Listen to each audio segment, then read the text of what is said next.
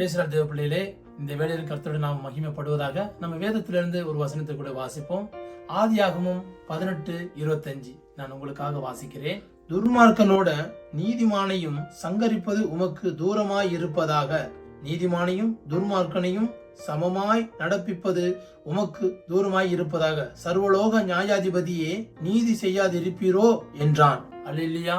ஆமா தேவ பிள்ளையிலே, இன்னைக்கு நம்ம பாவ உலகத்துல வாழ்ந்து கொண்டிருக்கோம்னு கேட்டா எல்லாரும் சொல்லுவோம், ஆமா எங்க திரும்பினாலும் பாவம், எங்க திரும்பினாலும் அட்டுழியம், எங்க பார்த்தாலும் நீதி செலுத்தாம இருக்கிறார்கள், எங்க பார்த்தாலும் அநியாயமான காரியங்கள் நடந்து கொண்டிருக்குன்னு தான் நம்ம சொல்லுவோம் இல்லையா? ஏன்னா அந்த பூமியில தான் நாங்க வாழ்ந்து கொண்டிருக்கோம். இதே மாதிரி ஆபிரகாம் காலத்துல ஆதியாகமம் புத்தகத்துல சொல்லப்பட்டபடியே லோத்து என்ற மனுஷன் சோதம் கோமராக்குல வாழ்ந்து கொண்டிருந்தான். அவருக்காக நீதிமான் எழும்பி ஜெபம் பண்ணினார். அந்த ஜெபத்தின் நிமித்தம் லோத்து காப்பாற்றப்பட்டான். ஆமா தேவ